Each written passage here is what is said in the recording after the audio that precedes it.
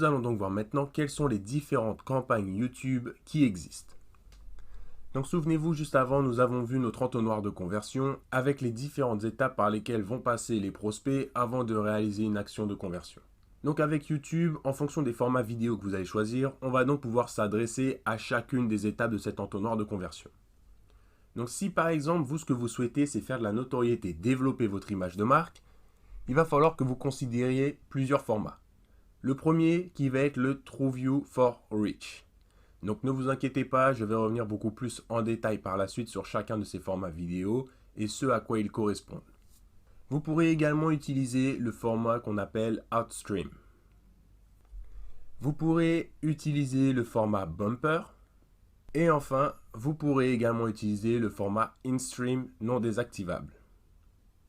Si vous, ce que vous souhaitez, c'est plutôt faire de l'influence et considération, c'est-à-dire venir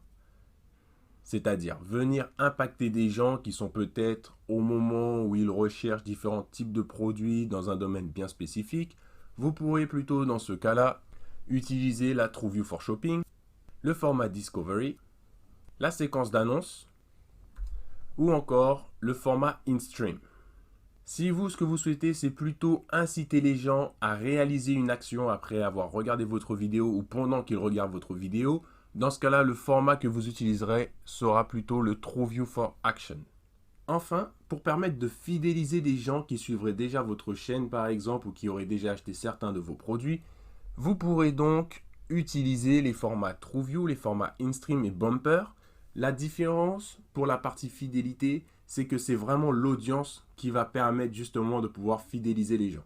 C'est-à-dire qu'on va utiliser des audiences que vous auriez déjà avec des personnes qui vous connaissent déjà et qu'on va venir leur remontrer du contenu.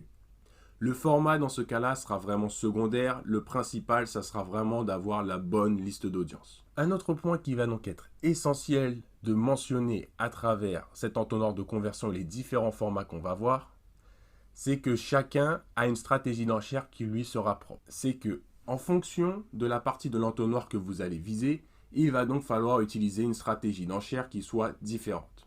C'est-à-dire que quand vous voudrez faire de la notoriété, on va principalement utiliser la stratégie d'enchère qu'on appelle CPM ou coût pour 1000. C'est-à-dire que vous paierez uniquement pour 1000 impressions. Donc pour rappel, les impressions, ça va être le moment où votre vidéo va commencer à se charger sur la vidéo YouTube que le prospect sera en train de regarder, ce qui correspond en moyenne à peu près à 2 secondes.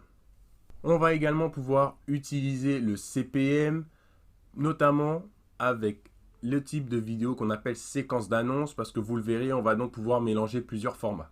C'est donc le seul format qui va pouvoir utiliser la stratégie d'enchère CPM dans cette partie influence et considération.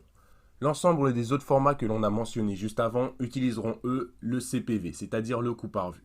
Pour tout ce qui va être la partie plutôt action, donc notamment avec le format TrueView for Action, la stratégie d'enchère sera soit le maximiser les conversions, soit le coût par acquisition. Enfin, pour la partie fidélisation, on va donc reprendre l'une de ces stratégies d'enchère puisque le format pourra varier en fonction du message que vous souhaiterez donc faire passer. Quand on va donc commencer la création de nos campagnes dans Google Ads, il va donc être très important d'avoir ces stratégies d'enchère à l'esprit. Pourquoi ? Car en fonction de l'objectif que vous allez choisir, vous allez directement définir la stratégie d'enchère que vous souhaitez utiliser. Si vous choisissez vente, prospect ou trafic vers le site web, vous aurez donc obligatoirement la stratégie d'enchère CPA ou max conversion qui vous sera donc proposée.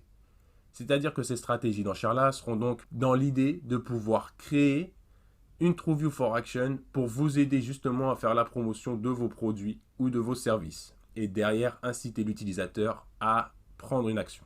Si vous, ce que vous souhaitez, c'est plutôt développer la partie influence et considération, dans ce cas-là, il faudra donc considérer l'objectif intérêt pour la marque et les produits, car les formats qui vous seront donc proposés seront des formats qui marcheront au CPV, c'est-à-dire au coût par vue. Enfin, si vous, ce que vous souhaitez, c'est plutôt faire de la notoriété de marque, dans ce cas-là, il faudra venir privilégier l'objectif audience et notoriété de la marque, car la stratégie d'enchère qui vous sera donc proposée sera le CPM, le coût pour 1000 impressions. Gardez donc bien cette image à l'esprit, c'est ce qui va vous permettre de choisir la bonne stratégie d'enchère, donc le bon format, en fonction de vos objectifs. Nous allons donc rentrer un petit peu plus en détail dans les différents formats vidéo que je vous ai présentés juste avant, et voir quelles sont leurs spécificités.